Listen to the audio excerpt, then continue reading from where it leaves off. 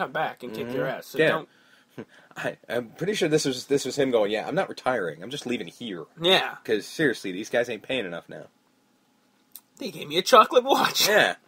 My watch is made out of chocolate. What do you want from me? Such an asshole thing to just assume the watch that these guys get is just chocolate. We can't afford a Rolex. What do you think this is, the WWE? Dude, they can't afford a Rolex. You know that. I know it's unfortunate. Yeah. So, Grado. Yes. He's got proof he was screwed. He's got Kenny. Yeah. In the truck with the videotape. Yeah, all right.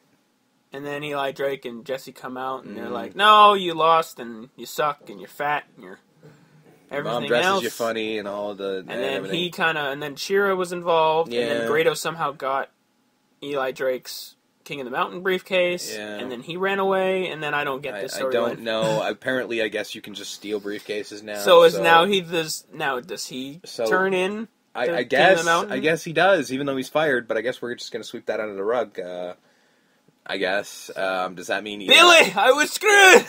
And Billy's going to stand there in his. I still don't know who you are. Yeah, in his parka and his his scarf, and be like, I still don't know who you are. Why are you talking to me, weird Scottish man? How happy is Billy Corgan that they're going back to the States? Oh, well, in the nice warmth of Orlando.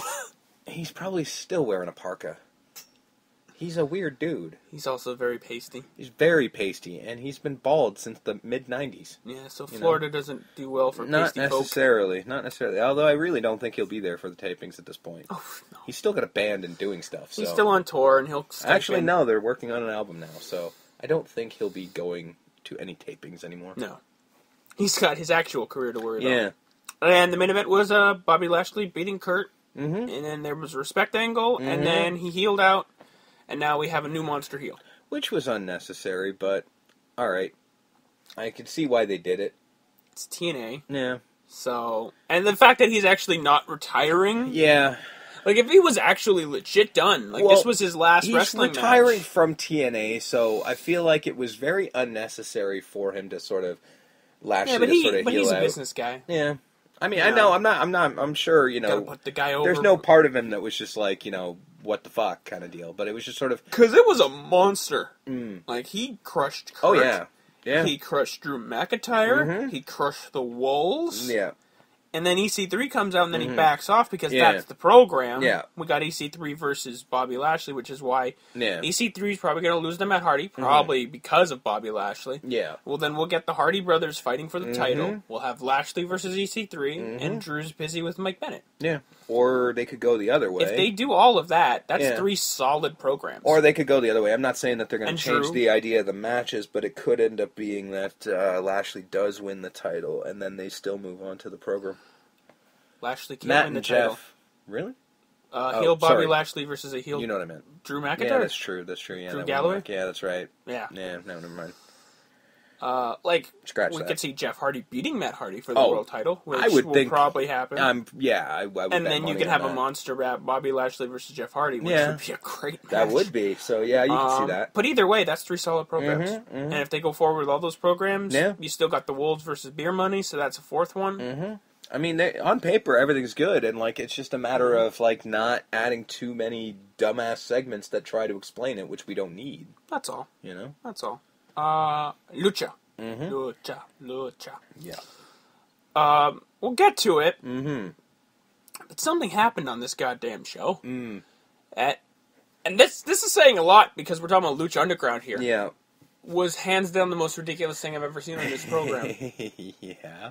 We'll get to it. Yeah. We start with Sexy Star and the Mac, and Mac's just like, I need you out there, because I'm fighting the Moth, and you've had business with him, and she's just like, no, I can't. And he's like, what happened to the ass kicker? Who's this person? Dude, what is your problem? Let the scared woman fucking sit by herself, To be fair, he didn't know what happened. Did he not see the promos we were all seeing? Or did he not watch for season 1? I get it. Yeah, shit don't go so well. We all have to understand that this is not, Yeah. it's not like they're watching back and going, oh, that's what happened. Yeah, that's not the universe this is in. Chick is sitting there practically in the fetal position going, no, I don't want to go anywhere near the goddamn Moth guy. And he's just like, come on, you can.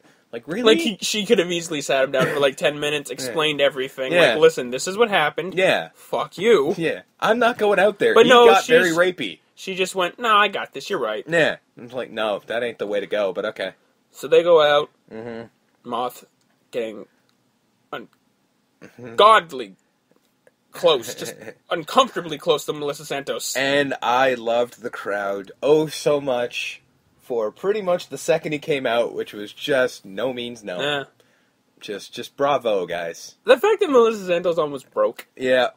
He like got right into her business and she almost fucking cracked up like Jimmy Fallon during goddamn SNL sketch.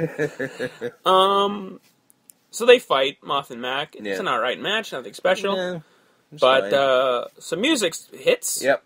Some creepy clown type music. A little creepy bit. circus Just music. Something like that. Something straight up American Horror Story freak show. And this odd looking woman comes out. Yeah.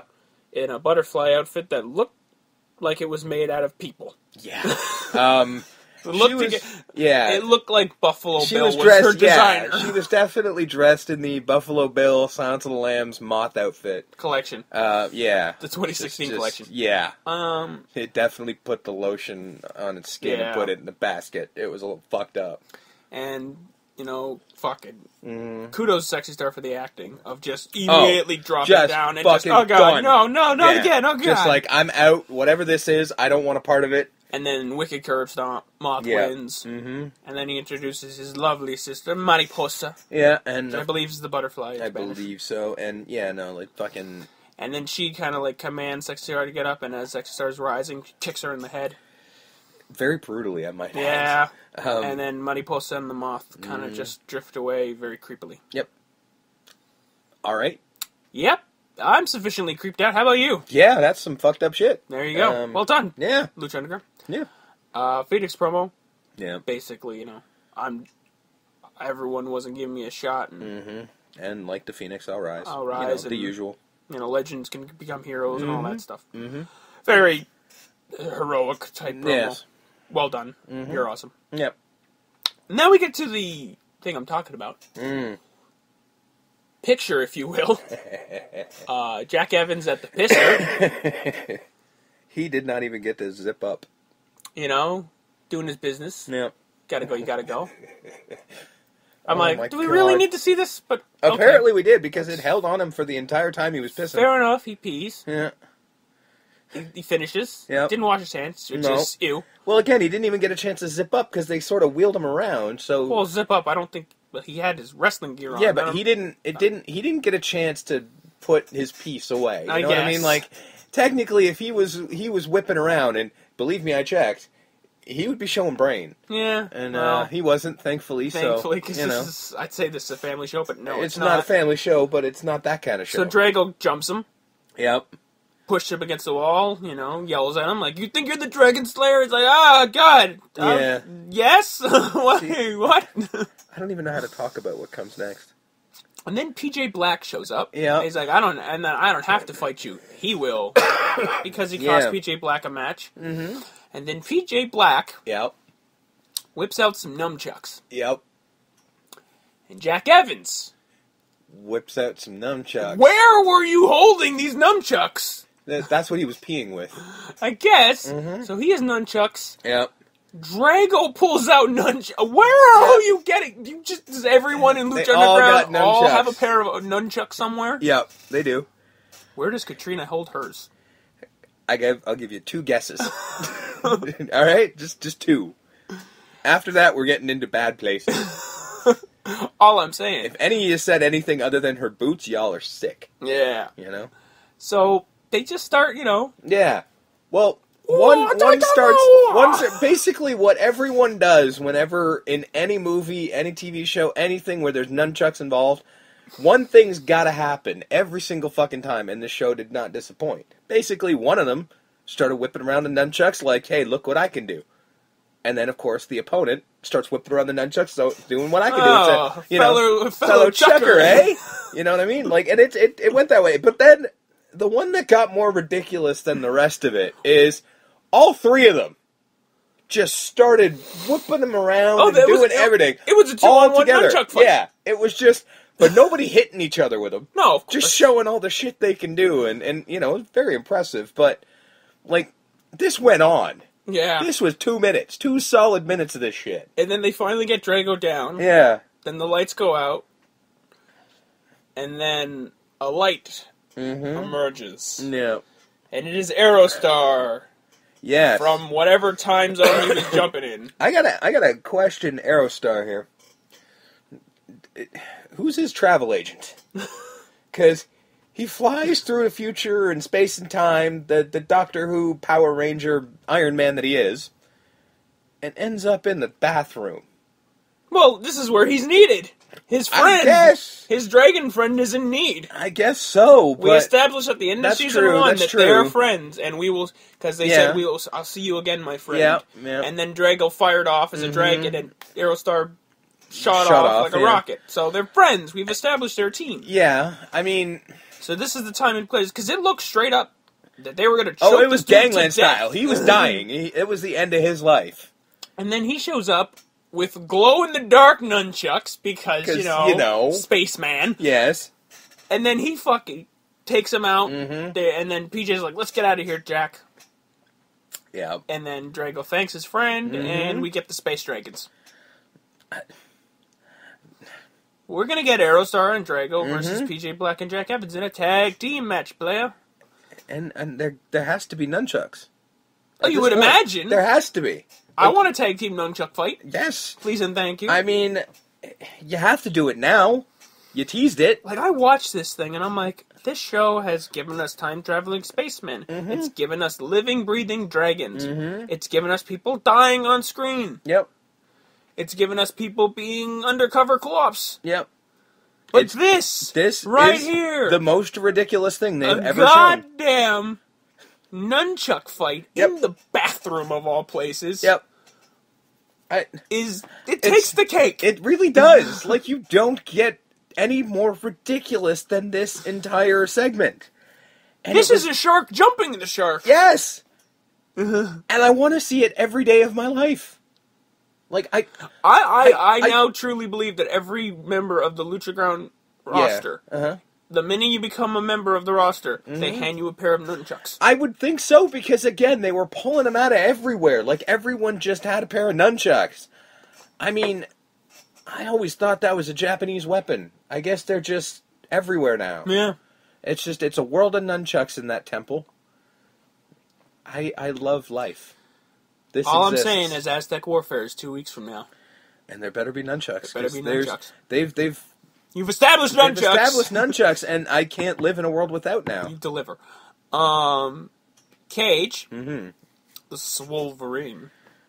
That's what we're going with. Was supposed to fight Johnny Mundo. Yep. In a street fight. But Johnny Mundo. Yep. Doesn't show up. No. Taya shows up. His valet / partner. I guess. Taya Valkyrie. Shows up and she shows off her body. She's like, "Look at me, I'm the best." I'm like him, but a woman. Yeah. You know. But I could still fight you. You big piece of shit. Pretty much. She got in the ring and he's just like, "Come on, I'm not gonna." Like I can eat you. Like, I'm not gonna do this. It's and then she smacks him across the face, and then Cage murdered her. Yeah, basically. I mean, he proceeded to have a match with her. I mean, she got some offense in. You know, she held her own for a minute. Like, he fucking threw her around. Yeah, he really did. There was a spot where he did his inside out suplex that he does, but it's inside the ring to the outside this time, and on the outside were 2 tables. Yeah. And she went crashing through. She did. Took it like a goddamn champ. Yeah, she took about 9 power bombs. Yeah. I mean, she took a beating. Before Johnny Mundo finally showed up. Yeah. He pulled out a bunch of shit. Oh, yeah. He pulled out everything. Some bottles, a brick. Yeah. Cinder block. The rope for the pull-down bar. Which, okay. What's that doing under the ring? I don't know. Same thing as the bottles. I guess. Although I did like, I think it was Vamp who was trying to justify why there were beer bottles there. Yeah. He's like, oh, so that's what the rig crew does when we're not looking. I gotta say, that was probably the best thing he's ever called. Yeah. You know? So, he's gonna put Cage through it, but it doesn't work. Yeah. And then he picks up the bottles and he hits Cage with a bunch of them. They do nothing. The bottles do nothing. He no-sells the bottles, which is hilarious. Just looks like, what didn't even really flinch. No. Just like, what the fuck you doing? Well, the last one he